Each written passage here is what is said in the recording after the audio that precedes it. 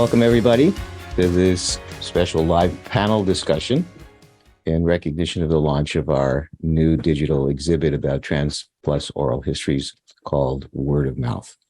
I'm so glad that you could join us today. My name is Aaron Devor.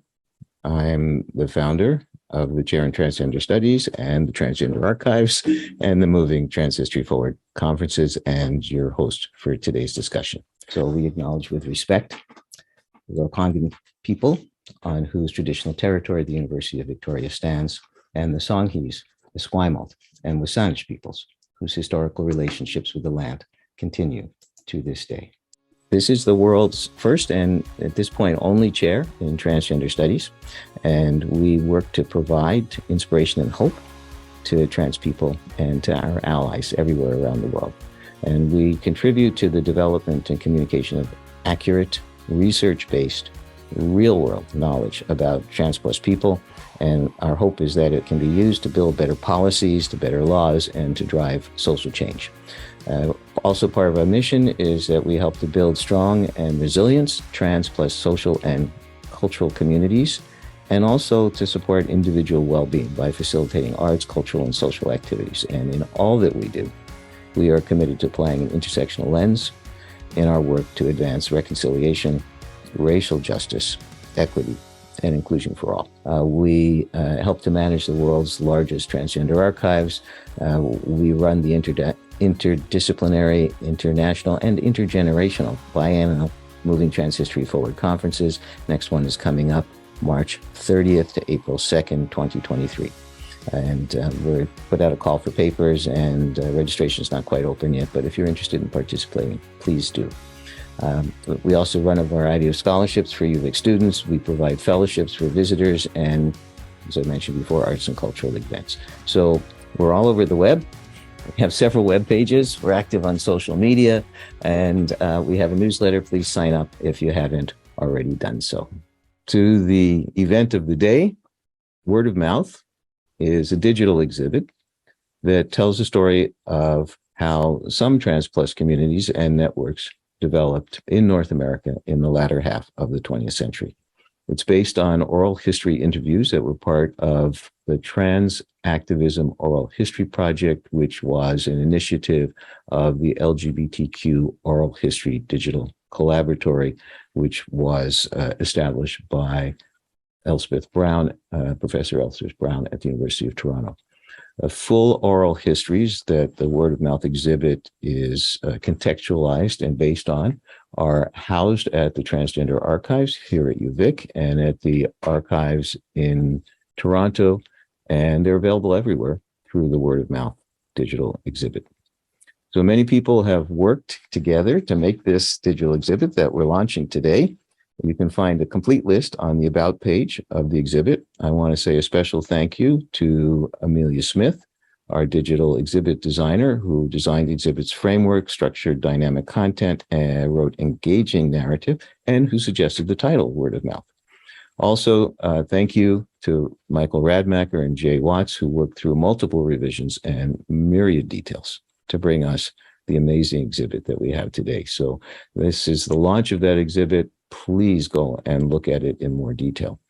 The Trans Activism Oral History Project, which is the core of this exhibit, includes 17 interviews with trans activists, and those interviews average about 3 hours in length. Because these oral historians tell us just a small slice of trans plus history, we've organized this online panel presentation to tell additional stories so that you, future generations, can learn from a more diverse group of trans plus activists and of their experiences. Before I introduce the panelists, I'd like to play a short 7-minute video that briefly introduces the stories that you'll find in Word of Mouth. Just a little tiny clips from each of the 17 interviews. As I said before, they're very long, but this is just to give you a flavor, a taste of it. So please enjoy this video.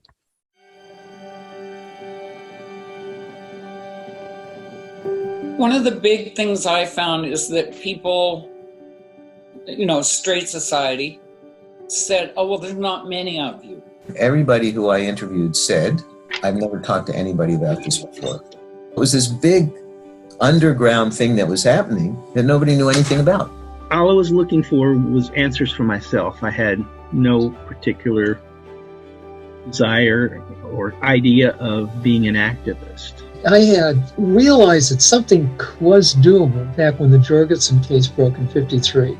I was 12 when Christine Jorgensen's story hit the headlines, and my only wonder was, gee, there are people who feel that way, only they're the opposite. I wonder if they do these kind of surgeries for people like me.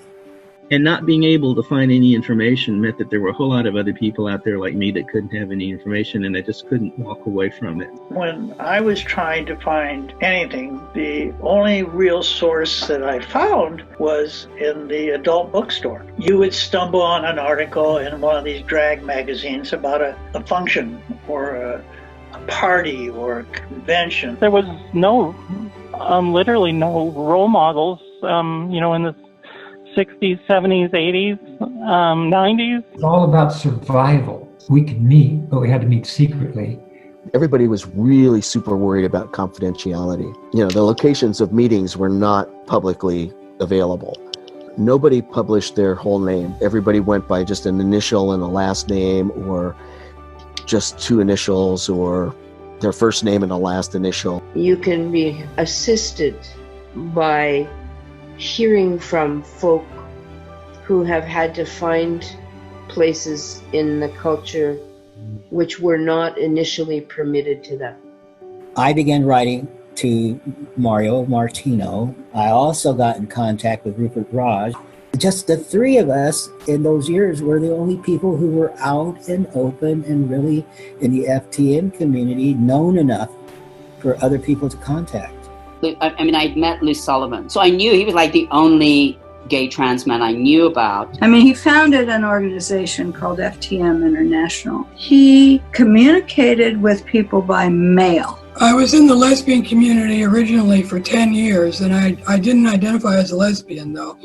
I identified as Stone Butch. After I met Lou Sullivan, I knew that I was a transgender man. And he wrote all day, every day, it seemed like. He was constantly communicating with people. He had asked me a week before he died to take over his newsletter. I'm having to produce this thing, and I'm having to think about this, and I'm getting communication from all these people, and I'm thinking, we have to be public. We cannot be so closeted. We will never get our needs met. We will never make the world safe for us to be different if nobody knows who we are. People don't understand us. Now, thinking about the access to services, one thing I learned was that if it isn't there, you make it yourself. So we made these connections. We have to be nationally organized. So I founded a nonprofit called the American Educational Gender Information Service. So here I am, I'm in a meeting that had 71 people show up, and the name of the group became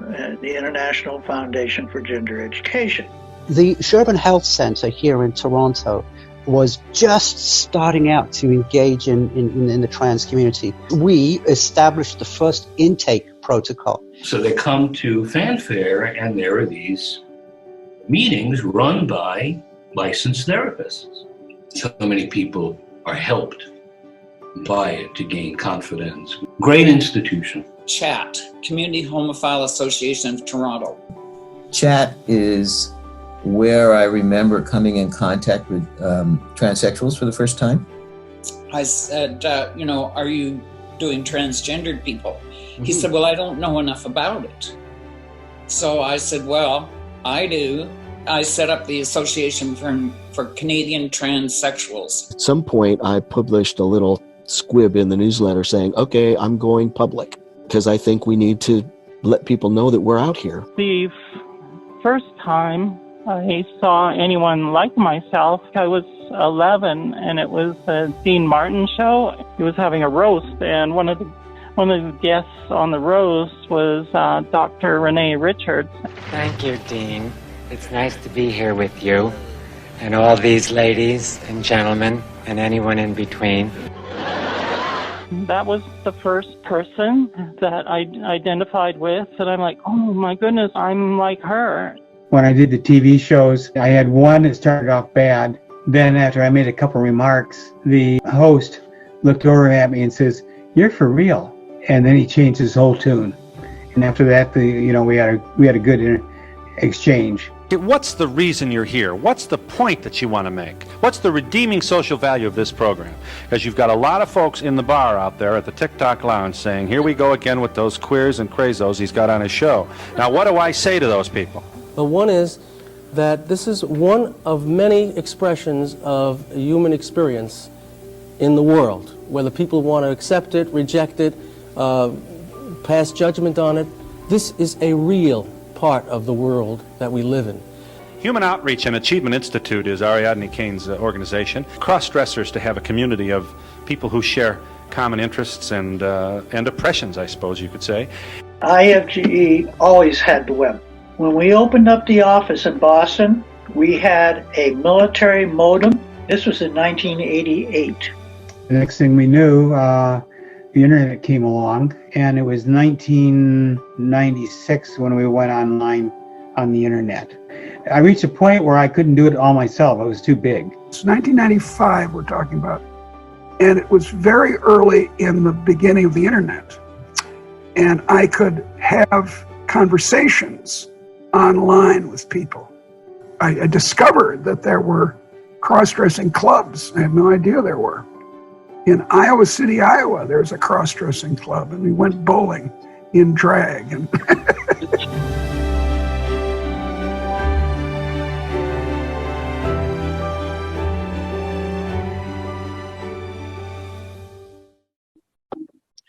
Well, I've seen that video several times, and I still enjoy it, and I hope you enjoyed it as much as I did.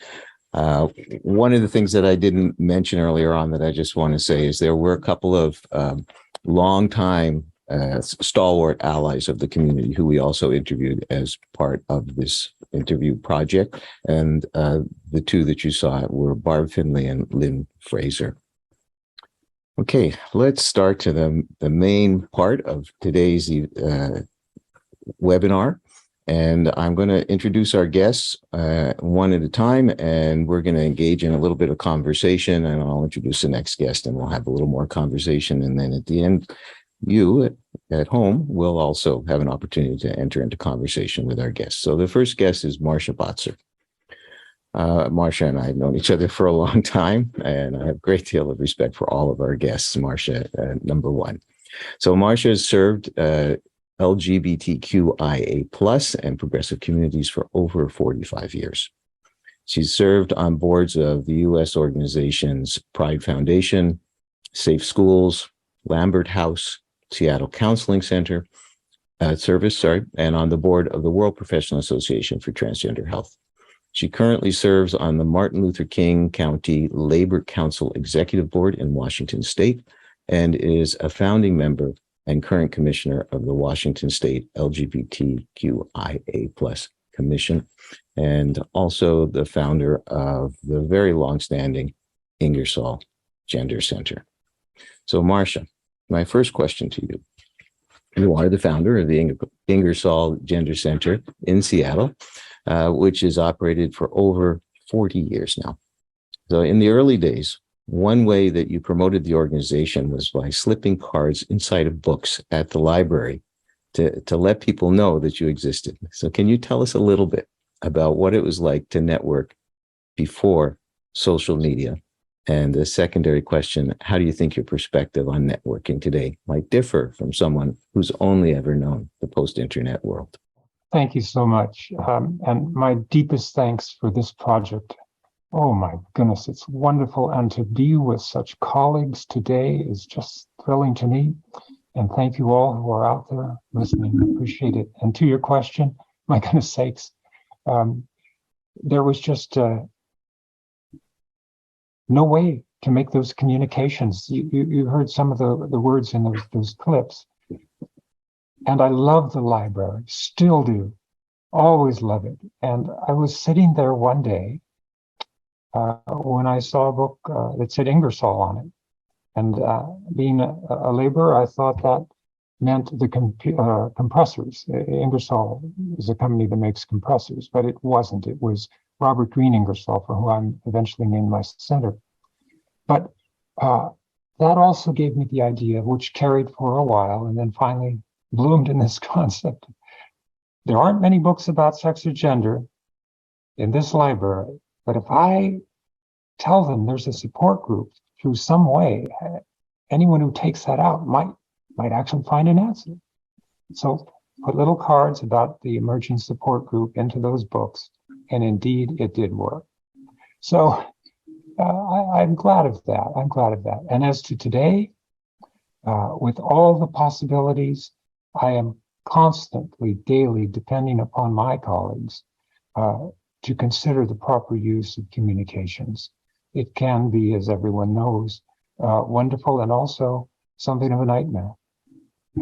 So I think the difference then is we have a world behind us now. We have our voices. We just need to continue to find good ways to present them to the world. Marcia, thank you for that message, because I do see that we have so many more ways to communicate. And I also see sometimes we fall into some deep holes and don't communicate respectfully to each other, kindly to each other. So I appreciate you using your place in the world to help guide people to use their communication that is so accessible to them in a way that is supportive and building in the way that you did in the past. A second question. In the late 90s, you were, I think, the first trans chair of the National LGBTQ Task Force Board. In your oral history, you talk about the tensions between sexual identity politics and gender identity politics. So I'd like you to talk about that a little bit. And as part of talking about it, talk about how you think things have changed or persisted in regards to navigating that tension between sexual identity politics and gender identity politics.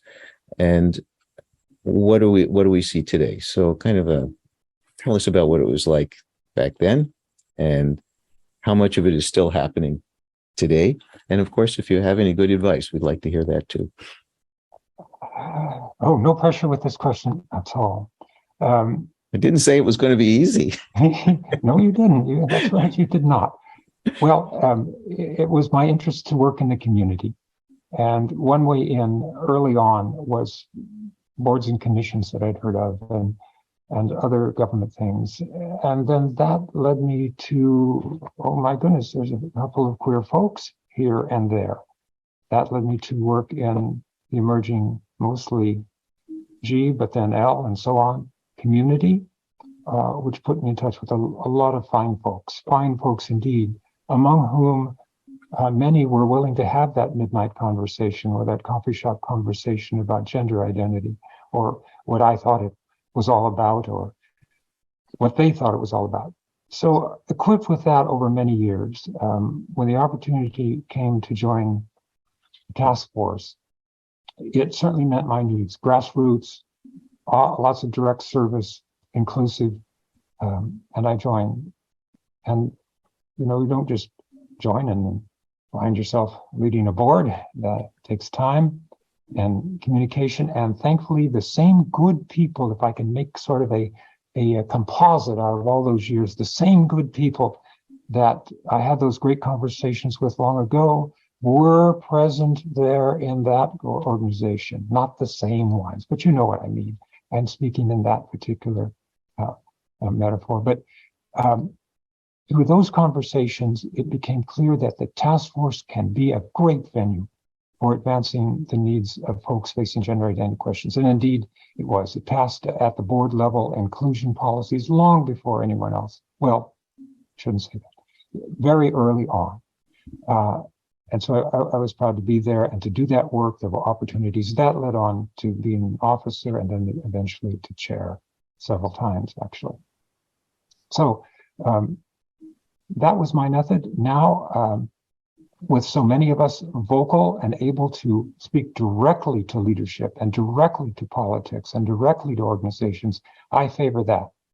I favor going right there and saying what you need to say. And if you're interested in some group, it makes sense to you, join that thing and make it different. Okay, thanks. Getting a little wound up. Okay, one more question. As you mentioned, you named your organization the Ingersoll Gender Center after Robert Greene Ingersoll, civil rights and justice advocate from the 1800s.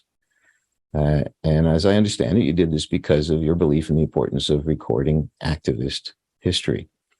So what do you think an exhibit, what impact do you think an exhibit like the Word of Mouth and Trans Activism Oral History Project may have on folks 100 years from now? History is a very funny thing. You know it better than I do, but who knows? We, at least in the States, are under an amazing attack from opposition, a destructive attack, unlike ones we faced before. So I don't know what the future is going to be. But if there are folks around and they care about being a full human being, let me just hope that when they see this, they will say, my goodness sakes, those folks, they're like me. They struggled and they won and they persevered. They did with the community around them. I hope that's what they say and what they see and what they think. But who knows? In those days, what kind of challenges will they face? I can only hope that they are as strong as my compatriots and everyone watching this thing. Yes, indeed. Thank you so much, Marcia. I'm going to have to move on now. Thank you for those great words. David Harrison is an actor, playwright, and a musician. His eclectic career includes being a professional psychic, a hypnotherapist, and a dominatrix. He has primarily created and toured original work, including his play FTM in 1994, which is based on his first year of transition. The show toured internationally for over 9 years. His ongoing project at the moment is a stage and web series featuring his alter ego 60s rock star named Reggie Wingnuts. Recent work includes his recurring guest star appearance as a Russian spy master, Ivan Stepanov, who he plays opposite James Spader in season 8 of NBC's The Blacklist. So, David, welcome. Pleasure to talk to you again. And so, questions for you. Number one, in your oral history that you did for this project, you talked about your experiences discussing gender on the Phil Donahue and the Joan Rivers shows in the early 1990s. And eventually, you decided to stop accepting interviews like these. So why did you stop? And how big a role do you think the visibility of these kinds of shows played during their time in bringing trans plus people together? I think they were very useful. And then it got to the point where it was the same thing of the questions tended to be, what was your name before? And have you had the sex change operation? It was very much about the external experience or the titillation factor. And what was not addressed was the internal journey, which for me was most of it.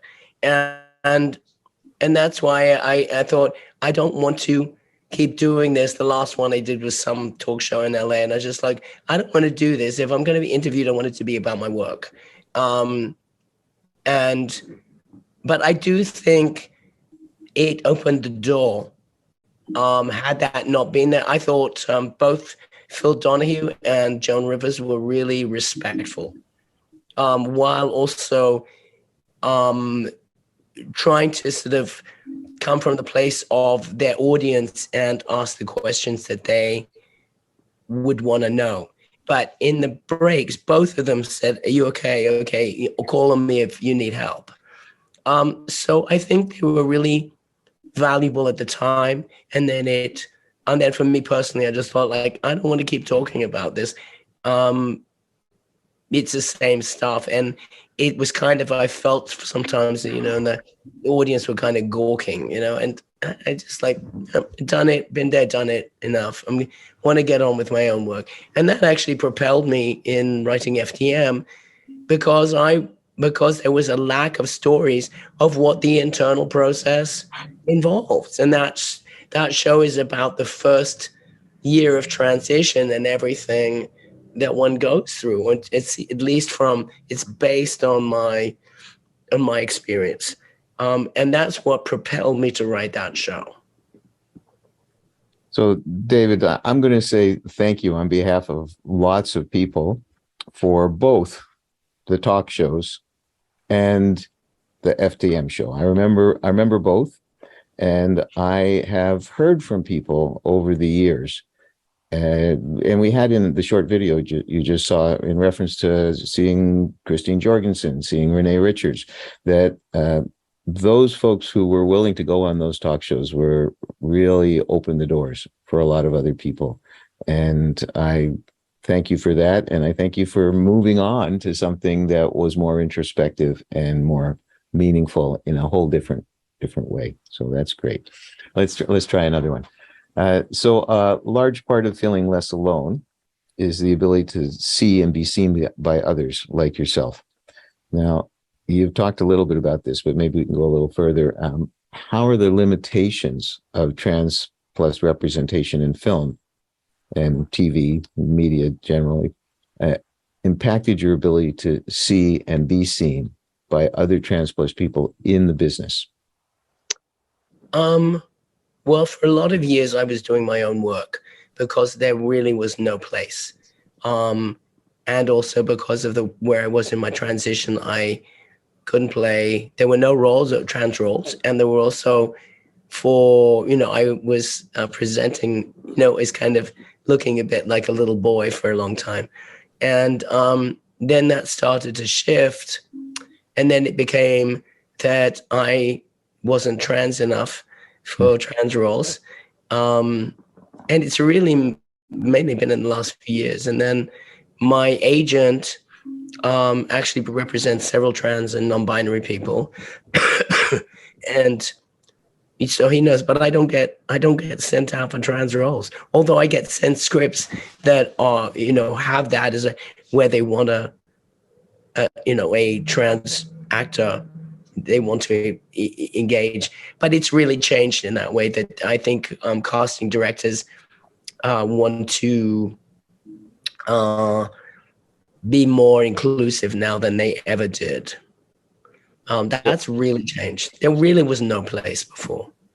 So I'm curious about you saying you were not trans enough to get the trans roles. What can you say a little bit more about what that was? I think when they were thinking trans, they were thinking trans men in maybe 3 years into hormones, or 3 to 5 years into hormones. They were not expecting somebody who's, well, now for me it's been 30 years, and so they didn't think about that. They're kind of thinking of somebody who is kind of straddling maybe is not, I don't know, is more non-binary appearing. So that's kind of what it was. Yeah. I think that we've heard from other people that we've talked to and in Disclosure Film and other places like that, where what the media business wants from trans people is they want trans people who are obviously trans. Right. Well, many of us are not. Many of us are not. And so I'm kind of, I'm an actor. I've been an actor forever, long before I transitioned. And so that's kind of why, I want to act. And so I'm going to do whatever. If it's a good role, if it's something that comes my way, I'll do it. It doesn't matter if it's a trans role or, a cis role. I'll even play a woman if they want me to play a woman. You know, I mean, I am an actor. So, I mean, I don't know if that's answering the question. Right. So, and I'd love to get into a much longer conversation about that, but we'll save that for over coffee the next time I'm in. Okay, yeah. Okay, thank you very much, David. I'm going to move on to Nikki Ward now. Nikki Ward's decades-long advocacy includes environmental issues and extends substantially into the areas of LGBTQ, disability, human rights, and community. In addition to private sector board experience, Nikki has also served on volunteer boards of public sector, charitable, and institutional organizations. While raising a family in Toronto, she served as a consultant in science and technology sectors before accepting a long-term assignment in senior management with a major financial services company. And Nikki, of course, was one of our interviews. And so, Nikki, welcome. Thank you for joining us. Thank you. First question to you is, in 2009, you were part of the first unauthorized trans march in Toronto. And in your oral history, you talk about walking the banner out into the street, even though your group did not have a permit to do so. So why was it so important to you that this march not be part of the traditional Toronto Pride Parade?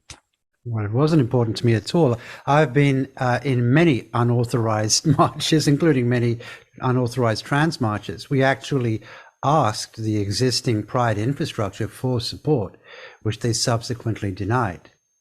So far from being running against, as mentioned earlier, you know, the challenge of folks who believe that equity is a scarce commodity, and if they give other people a fair shake, then there somehow will be not enough equity left over for them.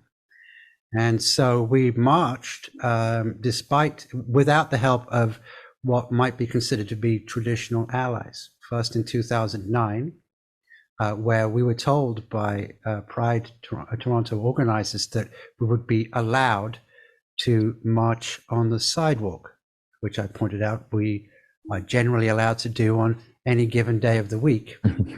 And there was somebody who had a very large sign with us at the time, and Alex, and I said, Alex, that's a pretty big sign you got there. How big is it?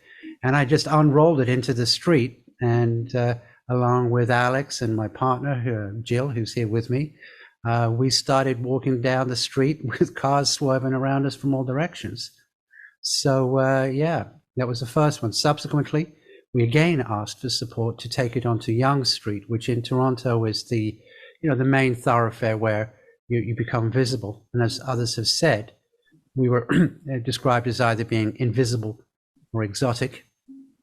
We didn't exist, therefore there was no need to provide special services for us.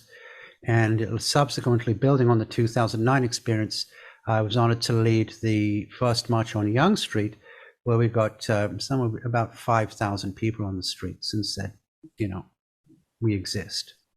So that was 5,000 people in the trans march. Correct. Oh, fantastic. And when's the most recent one? Good question. One of the challenges is that as soon as a cause becomes celebrated and a fundraising opportunity, it stops being a march and then becomes a parade. I've marched every year since. It's generally on the Friday before the Pride weekend, but I've always insisted that it be a march for human and trans rights and not a parade. Because I don't want to be paraded, and most of my trans friends don't want to be paraded either. We have important work to do. And so that's a very good question. And how large has it grown to? Oh, well, now it's become somewhat mainstream. I mean, there are a number of people who are allies, and rather like Woodstock, where, if you ask the number of people who were at Woodstock, it's far more than the number of tickets were issued. I was at the first trans march, and it was, about 100 of us. However, if you ask people now, there's thousands upon thousands. I'm glad people come out to this, and I see families now and supportive parents, which is amazingly, it's good to see, where I'm proud of my trans kids. We've also got also a regular supporter of the Trans March is the leather community in Toronto, who always come out outside of the same leather shop and support. And we got love from them from the day one. It was just, Wonderful. Thank you. So I'm going to shift us to another piece of your activism. So you were part of the movement for securing gender identity as a federally protected ground in Canada. Right. And you were involved in supporting the introductions of bills C-389 and C-279, which is the one that eventually got, and then the one that eventually got passed, which was C-16 in 2016, which I understand you have a signed copy of. And think of the Transgender Archives when you're ready to part with that. Oh, for sure. Yeah. Okay. So your political contributions continue to this day in the city of Toronto, and in your oral history, you say you became an activist, I'm going to quote you here, to preserve what little dignity you had left. It's a good Now, line. looking back now, did you ever think during those early years that it would be possible to end up where you are now? I didn't think it'd be alive, let alone have any degree of respect or love in my life, or a place to work, or a community, or a discovered family. And my children were taken away from me as a matter of course. And for those who are not from Canada, I was honored to be a significant part of the team that changed our constitution. So it's not just a Supreme Court ruling. We changed the Charter of Rights and Freedoms in Canada to specifically include gender identity expression as a protected right. And so I did that at all three levels of government in reverse order: municipally, provincially, which is sort of like on the state level, and then on the federal level. And we did that across party lines. And some of those party lines were pretty firmly entrenched in either denying our existence or having acknowledged reluctantly that we existed, denying us the right to continue to exist. And I see that you are also running for political office now. So I want to wish you the best in the campaign. We can't actually campaign for you in any active way, but I can certainly. Right. I just didn't change the backdrop here. I first ran in 2006 because I was being evicted because I came out as trans in a small rural town in Ontario, and there just happened to be a municipal election running at the same time. So I threw my hat in the ring, and suddenly my eviction order disappeared. Sadly, I didn't win, and the day after the election, I got the eviction order again. I'm not running for that reason now. We're running in the center of Toronto with a broad coalition and a significant support. Sadly, in Canada, although we do have theoretically at the constitutional level protection, we don't yet have wonderful people like Andrea Jenkins, who are representing us in a parliamentary position. And so if elected in this election, I'll be, everybody here has done a lot of firsts. I mean, that's something, the first trans woman to do this, the first trans guy to do that. But I'm hoping on this occasion, having run several times, to become the first trans woman elected to significant public office in any major municipality and or parliamentary level in Canada. So, well, Nikki, thank you for all that you've done, and thank you for that great introduction to the next speaker, who is Andrea Jenkins. Well, nicely done. You're welcome, Andrea. All right, thank you very much. So Andrea Jenkins made history in 2017 as the first African-American openly trans woman to be elected to office in the United States. She's now serving as Minneapolis City Council president. She's also a writer, a performing artist, a poet, and of course, a transgender activist. So Andrea Jenkins worked as a staff member on the Minneapolis City Council for 12 years before beginning work as the curator of the Transgender Oral History Project at the University of Minnesota's Jean-Nicolas Tretter collection in gay, lesbian, bisexual, and transgender studies. So we have many things to be thankful to Andrea for. So Andrea, I have, of course, a number of questions for you as well. It's nice to see you again. Good to see you. So I'm going to first start asking about the Tretter collection. So as someone who led the Tretter Transgender Oral History Project in collaboration with the University of Minnesota Libraries, You had the opportunity to interview a wide range of Trans Plus community members while taking part in the project. What were some of the ways that you witnessed the trans community finding itself, which is the theme of word of mouth? And were there any stories in particular that stood out to you in terms of how people found each other? Yeah. Well, thank you, Aaron, again, for hosting this whole program. It is amazing. As some of my fellow panelists have noted already. And thank you for including me in this conversation. With respect to your question, it was my deep honor to initiate the Transgender Oral History Project at the University of Minnesota, which is now moving into its third iteration. And so we're really happy about that. I think I'm proud to say that, phases 2 and 3 wouldn't have happened had we not been successful in our inaugural sort of campaign, if you will. I did interview a host of diverse voices, experiences, and that was one of the reasons why I was really excited about doing the program. I wanted to ensure that we were able to present the diversity of the trans community. And so that project has its majority people of color. 51% of the participants were people of color. A great, geographical mix of people in large cities and communities, as well as rural and, sort of out-state communities throughout the United States and Canada. I'm proud to say, and even had an opportunity to interview some of the people who we've seen on video in this presentation.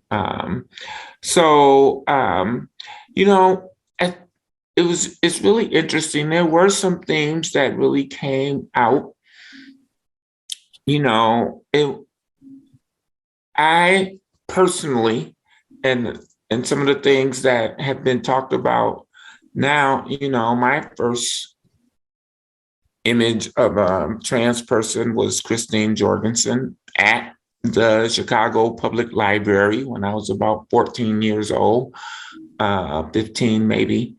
And many of the older participants in the project talked about that. But then I was interviewing 18 and 20 and 19-year-olds, and their whole experience was the internet, right? And so they, I grew up in an era where I thought there were no other people like myself, particularly Black trans identified people. And I think, one of the things, and it doesn't diminish the anxiety, the angst, the things that young people are dealing with today, but it's a world where you can almost assume that there's this ginormous population of trans and gender nonconforming and gender expansive and gender fabulous, gender creative people throughout the world and certainly the country. And so that has been some of the difference. But I think one thing that really came out almost to a person, regardless of what the experiences of that initial coming out was, and a lot of young people didn't have a whole bunch of challenges, and many of the older participants had many challenges, right? But one thing that always came out clear, I would say in 99% of the interviews, people expressed sheer joy and just more comfortability in being and appreciating themselves. And that's, from participants who lost their homes, their jobs, their families, their connections to their children, to people who, like myself, who actually gained. Like when I came out, I think my life improved. Certainly my mental health improved, but I think eliminating that sort of internal barrier of trying to present myself to the world as someone who I wasn't, it allowed me to blossom into a more fuller human being. And I heard a lot of that in those interviews as well. I will just say that one of the things that I'm starting to see people write about and talk about is moving away from defining us in terms of gender dysphoria and talking about, well, yes, we're unhappy, but you don't change your life so radically unless you expect it to get better. And that there's a whole gender euphoria at those early days of transition, where what's inside of you starts to come out and come forward, and there's this euphoria of I'm finally free. And then, in the long term, there's something people are talking about, just gender joy, just the kind of more quiet, long-term ability to just live your life as it should have been and now as it should be. So thank you for highlighting that. I want to I've got so many more questions I want to ask you about, but unfortunately, we've run out of this piece of time in this piece of it. But thank you so much. Wow. You're welcome. Wow, I took up my whole 7 minutes. Yay! Well, I just took up 1 minute of it too, but I hope you don't mind. But no, that was very moving, and thank you very much. Super. Thank you. And we will come back to more general questions in a few moments. Our next speaker is Chase Willier. Chase Willier is a Nihia or Cree two-spirit trans man who was adopted out as part of the 60s scoop in Canada, or in what we call Canada, and grew up in, I don't know how to say this properly, Chase, Silix? Silix, yeah. Silix territory, okay. He joined the RCMP in 1979 as the second Indigenous woman to do so in BC. He was out as a lesbian, and later identified as two-spirit and trans before he retired in 2010, although he didn't transition until retirement. Chase is married with a young daughter, and he is enjoying more time to pursuing his own creative projects, as well as contracting with Transcare BC and Transfocus, which is keeping him busier than ever. So Chase continues to serve his First Nations people, which is a lifelong commitment that he has kept since he started his journey many years ago. So Chase, thank you for joining us. Once again, you've been an ally of the Chair in Transgender Studies. We appreciate your support. So the tagline of the Word of Mouth exhibit is, quote, how the trans community found itself. So that's our little tagline. And as someone who identifies as both trans and two-spirit, can you tell us how those two aspects of your identity have interacted with one another on your journey towards finding yourself and finding your place in your communities? Good question. I think a lot of it, well, it certainly is a journey, isn't it? And it's, taken decades to get where I am today in a really good, healthy place and space and loving and living life. So that journey is, for me, it started out with culture and learning my culture. And that's where two-spirit, or learning more about my identity as being two-spirit. But having said that, I identified as a boy, you know, when I was a kid, when I was 4 years old, 5 years old, standing up, peeing at the toilet bowl with my brother Andy. I always said that the only difference was that, you know, he had outdoor plumbing and I didn't. So, but that experience of growing up and into culture and learning from my elders and other First Nations people with the work that I was doing in the communities and eventually coming out as lesbian. But that was not really who I was. I always kind of railed against that word.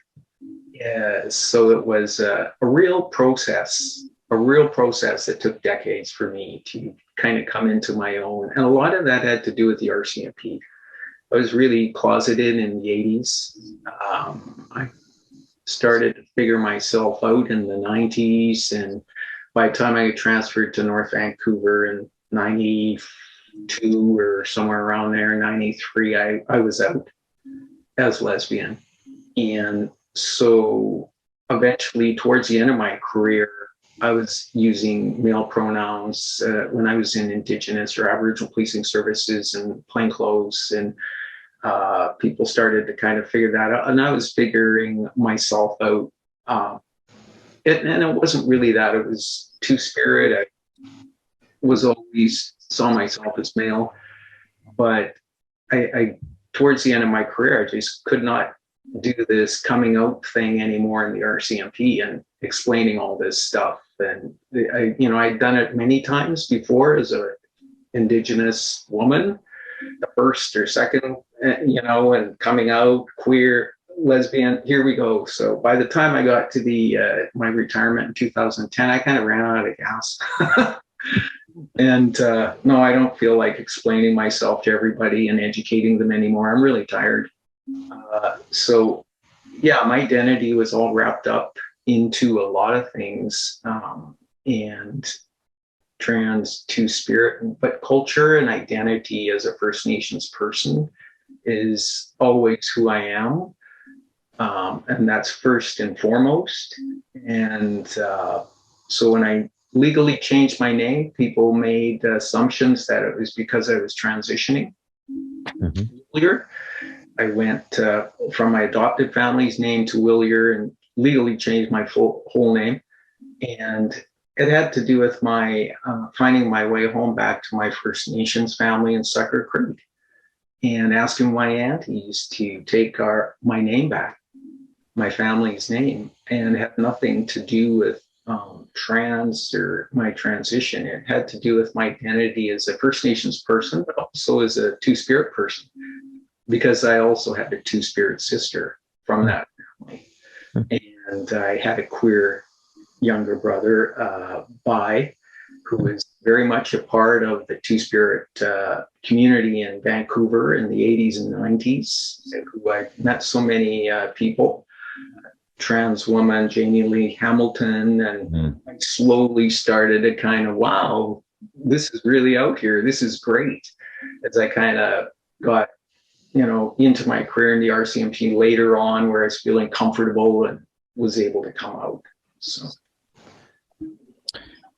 thank you for mentioning Jamie Lee. I miss her. She was quite a wonderful person. Totally, yeah. Okay, so there's stories and thank you for going through that story. The next question I have for you is related to the first one. So the story told in the Word of Mouth exhibit go all the way back to the 1960s. And, the 1960s is just a very small sliver of the vast landscape that's gender. And we've been using the term two-spirit. It's an English language term. It's a relatively new term, even in English. But two-spirit people and Indigenous words for two-spirit people have been around long before we had words like trans and non-binary. So with such a long and rich history, what's it been like for you to watch and participate in the two-spirit community coming together across all the different nations and finding itself? It's actually, it's pretty amazing when you see it and feel it. I think for me, with a lot of pride at the national level of seeing our people, it's great amongst the two-spirit groups themselves and our people that are two-spirit. But when you go to, say, the Assembly of First Nations, AGM, like I did this July in Vancouver with the national chief, Roseanne Archibald, and they're doing presentations, and they acknowledge in their openings and stuff around, and they'll mention two-spirit people as a part of that. Mm-hmm. Not just our grandmothers and our women, but two-spirit people as well. And that there was an agenda item on the AGM around two-spirit and Indigenous women's issues as well, and some work that's being done on that. So I am more, I think, I'm excited, I'm touched, but I get very moved when I see that, because I know in that arena, that's where the rubber hits the road. That's where, and not negating all the other beautiful stuff that's happening, but when our young people are committing suicide in the levels that they are, far, far above any others, that when our leadership gets that, or where they're starting to make those changes, and it's starting to go into the isolated and rural communities of First Nations people, that where there's two-spirit kids, and that's starting to reach them as change or awareness, and the leadership is taking and looking at, and there's things that are coming down, that to me really touches me. I get really moved, because I know that there's that hope that there will be changes within our leadership as well in our First Nations communities, right? So, as well as all the work that's being done by the two-spirit people in those communities, and all the other work that's being done as well. That's really encouraging to hear that that's happening. And thank you. I'm gonna leave it on that encouraging note and move on to our next speaker. Thank you very much, Chase. So Jules Gill-Peterson. Jules Gill-Peterson, hi again, Jules, is Associate Professor of History at Johns Hopkins University. She's the author of a book known to many, The Histories of the Transgender Child, and is a general co-editor of TSQ, the Transgender Studies Quarterly. Her next book, A Short History of Transmisogyny, will be published by Verso. So thank you for joining us. And my first question is referencing your book, The Histories of the Transgender Child. So in that book, you bring to light the existence of gender diverse kids long before they were given the kind of attention that they receive today. So thanks to representation through mainstream media, the internet, many trans plus youths today are able to find each other online or in person relatively easily. While the younger generation learns from and about one another by sharing information online, what are some of the things that they might gain by learning about the histories of young people like themselves? I mean, everything. Yeah, it's such an exciting prospect, for all of us who contribute in different ways to making trans histories available. I mean, I can think about it even just in the first person, right? I mean, there is a kind of thirst to understand your place in the world and to some extent your place in history. But I think often, one of the common experiences of youth that maybe gets magnified for trans people and for trans youth is that feeling of like, well, I had to invent my whole existence, out of nothing, pull it out of myself. And to the degree that you then start to move outward and gain input, whether it's online or in community or from elders or from kinship structures, there's still that kind of initial like, well, I felt like I was facing this on my own, or that I was, the first person ever to go through this. And that might be something people feel at any age, but I'm sure it wears particularly hard on young folks. And so I think it's really fascinating, and it just offers a different kind of perspective to be able to place yourself, maybe not literally, but to understand that people have successfully navigated the situations that you are in 50, 60, 70, 80, as far back as you want to go, but especially, maybe in the last century, when there's something about those stories that really resonate. And I think there's something about that. Of course, it's informational. Of course, it's about, facts and archives and dates, but there's something I also think, spiritual and important about that, about kind of grounding yourself in the world and feeling held by people who you may never get to meet in person, but who can sort of travel with you. I mean, I know as a historian, I often feel that way. The people I write about, however partial my understanding of their lives, however much I've had to be really careful and make choices about how I talk about them, I still feel this profound attachment and reassurance that I sort of walk through the world with their spirit and their legacy. And you feel like you know them and you've developed a relationship with them. Oh, yeah. Yeah. That's great. Okay, thank you. Another question for you. So both the word of mouth exhibit and the Transgender Archives have little to no content portraying the experiences of trans plus children. So based on your perspective as a historian, how do you see that we can include trans plus kids in the archival process moving forward, especially when so much of what they do happens online and is very ephemeral? It's there, it's gone. So how do we archive their lives and their stories effectively?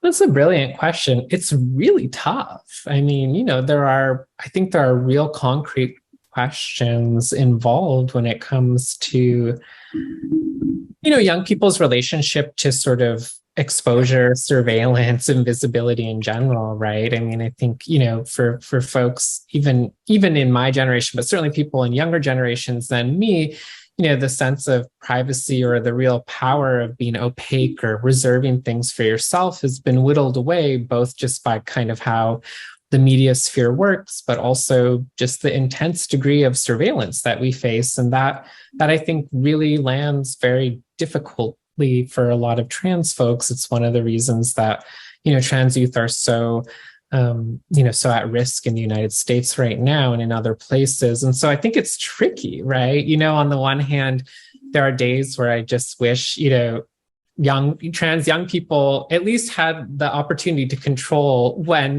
they want to be, sort of on screen public and when they don't. I mean, I want everyone to have that kind of basic right, but I worry about how much even young people who are activists and who have taken on this work to defend and advocate for themselves, how much they are already under the spotlight. But that being said, I think sometimes something like an oral history interview can be a welcome reprieve from that kind of day-to-day struggle, right? To actually sit down with someone where there's a degree of trust and recognition, and to be offered the chance to tell your own story on your own terms. So I'm sure there are, maybe youth activists, people who already are kind of already in the public, who might want to preserve something in the moment. And I think that would be the real value to me, because I think we can all relate to this. So much of how we understand childhood and youth is retrospective. It's stories we come up with later, because there's something about that. There's something weird about childhood as an experience, but also because often we're just trying to survive and make it through something that later we can put words to. And that's an incredible resource, but it only goes so far. When you're on the back end trying to interpret someone's reminiscence of their childhood, you have to be really, really thoughtful and really careful with that. And so there's something just so interesting to think about having young people able to dig into things that are in progress, and to also bring the experience and perspective of youth in the present. I mean, I think that would be, frankly, something we don't have a lot of access to, or have never even, I'm just imagining, Oh, that would have made my book so much easier to write, if that fantasy, right? But just imagine what that would open up for all of us. I mean, I think any of us who have the luck to spend time with trans youth know that, the way they see the world and the way they talk and understand themselves has a lot to teach us. Those of us who have been calcified by adulthood. And so, I would really welcome that. I think it's going to be tough to figure it out in this era that we live in, but it's definitely a question worth chewing on. Yeah, love that. Thank you. Thank you. So this gives me an opportunity to make a pitch for the Moving Trans History Forward conference, where we do have a youth panel. And we've done that in the past. And you saw in the little video at the beginning about the chair, one of the speakers from the last conference, one of the youth, saying how important it was for them to know that there are trans adults out there who have made successful lives. And if they can do it, so can trans youth. And so, there's a little interaction there. So the next conference, as I said before, is March 30th, April 2nd, and we will have a youth panel. We're also going to have a session where youth and adults just kind of on their own time in their own space will have some structured interaction time to bring together. That's why I mentioned that we're an intergenerational conference as well, because we do also have the elders and the older end of the group and everybody in between. So thank you, Jules, very much for that. I'm going to open it up for questions from everybody else. I have more questions, but I'm looking for what's in the chat, and I see that we have one question, and it is to anybody on the panel. So what advice could you give to someone who is in their 60s and who still hasn't found a community of peers? I think now the internet is a good option for, connecting with people, finding community. I know sometimes in our 60s, which I am a member of that club, it might feel a little intimidating to get online, but that would be my suggestion. There's a lot of communities, and from all age brackets. Volunteer is another way to get engaged. Yeah, I'm also in that group of 60-year-olds plus, and I'm waiting to grow up as well. So I think one of the important things to remember is that, I believe, I've never met the people in this before, but I hear the stories and I hear a lot of commonality, and I guess that we might enjoy each other's company outside of here. But being trans, I've always emphasized in terms of my own advocacy, and I hesitate to identify as an activist for a host of reasons, but as an advocate, I always talk in terms of humanity, and that being trans is part of the human experience. So I always encourage people who are looking to find their tribe, to find people with whom they share common interests. If you like writing, hang out with writers. If you like dancing, hang out with dancers. And you will find more relief from isolation by sharing in that environment. And interestingly, there's not a lot, there are no trans women running for city council here in Toronto. I mean, crazy. So, as they say in politics, if you want sympathy, get a dog, right? Find people that you like and do, and just being out there and doing what you love and being part of the human experience is about the best and most profound kind of advocacy I think we can do. Yes. That's great advice. Yeah. Excellent comments. My goodness. So I remember the 60s, actually, both of them, pretty well. And what I believe in so deeply still, even at this time, is group support. Any kind of a support group, there's tons and tons of them. Vet them well, of course, check them out. And so many are now virtual that it's very likely something near you. Yes, that would be my thought. Because once you get to listen to those other stories and those kind of venues, things change.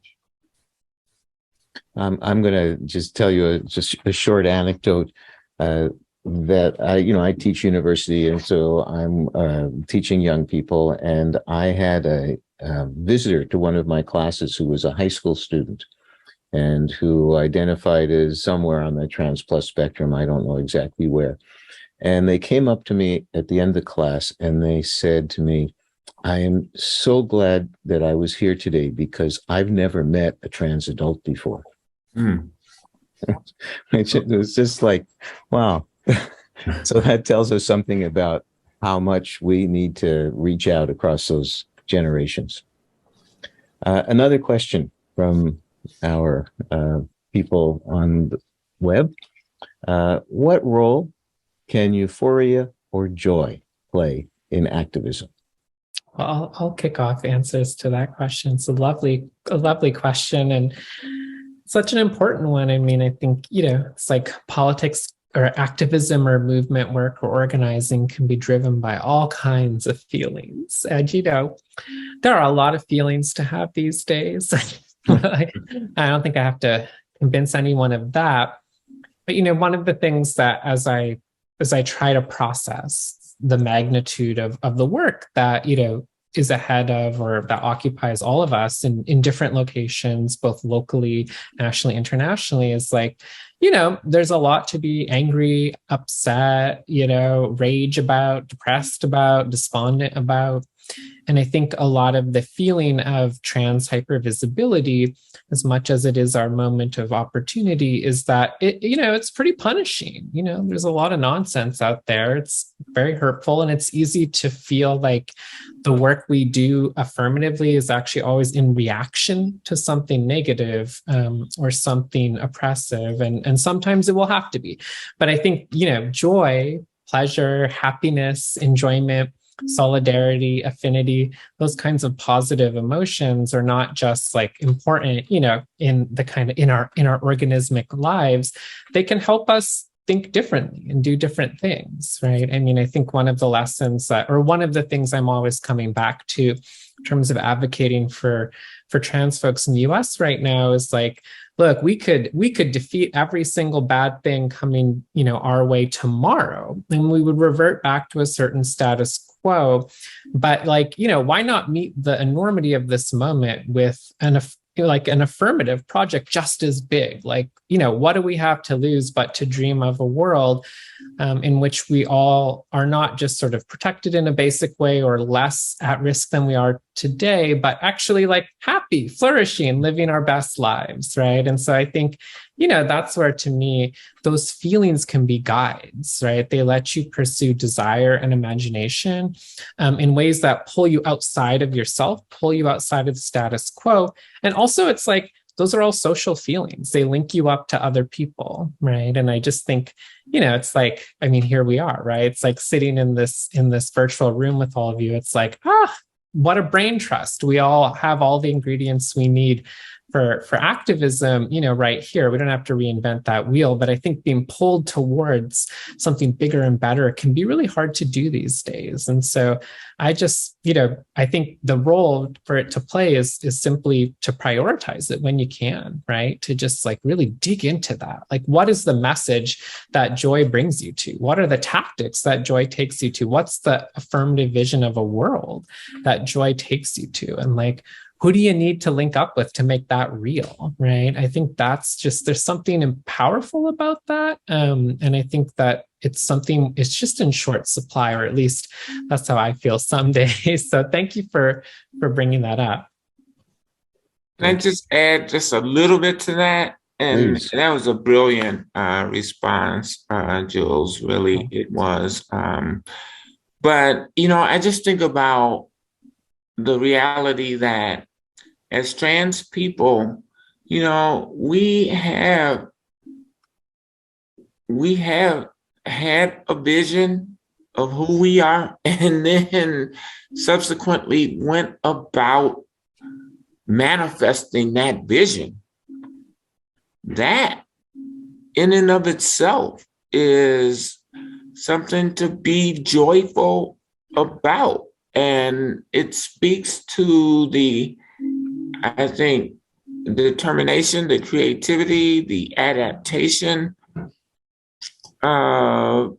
this community and of the individuals that make up this community. And that when I think about the power of that, it brings me joy. And so I think joy plays a role in helping us to continue on the journey. And I'm just going to jump into Jay's next question. It's a journey. It never ends, Jay. For any human being on the planet, we are always continuously growing, developing, learning more about who we are as humans on this planet. And I think that's the same thing is true for the trans plus community. You know, I think this is probably the best question. They've all been great, but this is probably the best question, you know, for those who are out there and maybe struggling, and that includes all of us, I think. You know, when I was told that I had to submit to a diagnosis for being Nikki Ward, I thought that was a ludicrous proposition. Now, when somebody said that I had gender dysphoria, like I said, I'm perfectly happy with who I am. I'm miserable about how other people treat me. There's a world of difference between the two ideas. The reason I've only advocated because other people behave like wankers, right? The fact of the matter is that trans people have been around in many cultures. I come from an Irish tribal condition, and children of the air have been around forever. You know, the whole shamanic experience has always been gender fluid. So to hear some kid in a mental health institute look at me with a straight face and saying, you know, well, I need to diagnose you. It's like, well, how dare you? I think we should be, I suggest, I mean, if you have a choice between joyful or miserable, I'd always pick joy. But when somebody assigns you a diagnosis that you are somehow miserable because of how you've been designed by your higher power, I don't go, well, I probably shouldn't say because this is going to be recorded, but go to hell, live joyfully. And that is, again, the best human example we can give for others. Laugh easily at yourself, but even more easily at others. Thank you, Nikki. Thank you, Andrea. We've got just a couple of minutes left, and I'd like to end on the question of joy. And so, Jason, Marcia, and David, would you like to say a word or two about the role of joy in activism? Well, I would say that joy and what I love to do, if I go towards that, it naturally helps other people, which is, I find that, and I've kind of had this personal credo of, may my greatest joy and what the world needs most come together. And so I think that when I'm doing my acting and when I'm writing, what I'm doing, that I feel that, and my experience has been that that has actually helped people. And then if I'm being my authentic self, then I become a role model of sorts, or I hope to become a role model that other people can look at and change their lives in such a way to do whatever it is that they are called to. But I would absolutely say that joy is sort of the light to follow. Totally. I beautiful words, everyone. Joy is so much a part of that because we are the human family, and how we approach it, how we see ourselves is so critically important, and service, and sharing that and the work that we're doing and setting that intention with a really good feeling in our heart. But some days it's pretty tough to get there. It's a struggle, but when you are your authentic self, and you really hit on it here, David, you have to be your authentic self. And it's in that power, in that empowerment, that when you step out and be that beautiful work that you're doing and holding space and being and embracing and And that power comes through you and speaking truth. And it really is all about that and sharing that. And that's okay. There's days when you can't be, you're 100% and it gets pretty tough. But just walking and setting that intention for the day and, grounding yourself with, as I perhaps, I'll set myself and say my prayers in the morning or whatever, do that. And just kind of walking out in the world, because I don't have responsibility for anything else other than myself. Yes. And to keep it simple. And in that, and the rest of the stuff it's irrelevant for me. I just have to be myself in it and walk out and do that work that the Creator has asked me to do, and to speak truth and to do all those things and walk in a good way and try to be a good human being. And in that work, the Creator leads me wherever I'm going. So I just kind of go with it, go with the flow. And and there's joy in that, because that's where the spontaneity and the love in the world happens. So I don't know if that helps or not, but. Thank you, Chase. Marcia, you get the last word on this segment. Oh dear. So agreed. But sometimes joys come small. A group of folks walking, trans folks just going out and walking around in the sunshine together and chatting. That's a great joy. Oh my goodness. Sometimes they come really big, like when we won a law in the state of Washington, when we won over that one recalcitrant vote. Oh my gosh, that was joy. But I'll tell you, I named the Center for Ingersoll because largely one of his quotes, and here it is.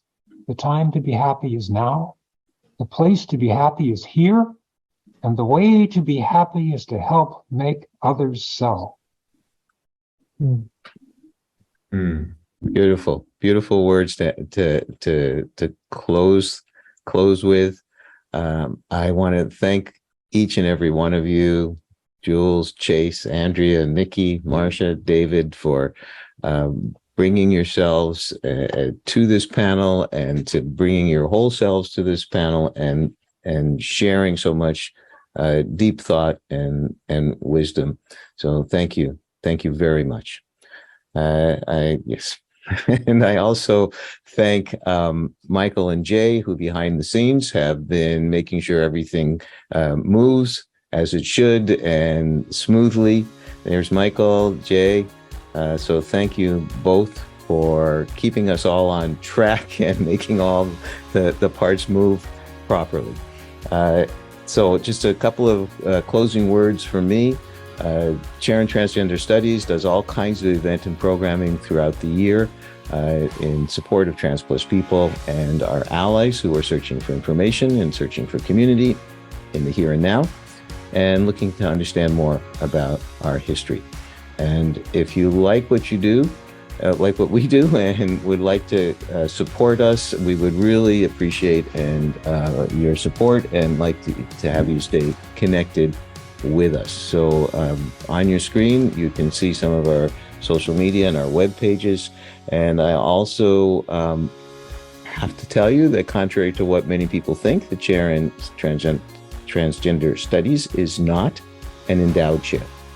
So our survival depends on donations from you and people you know, and on the goodwill of the University of Victoria. So if you can, please donate now. You can use your phone to scan the QR code on your screen, or click on the link that's in the chat.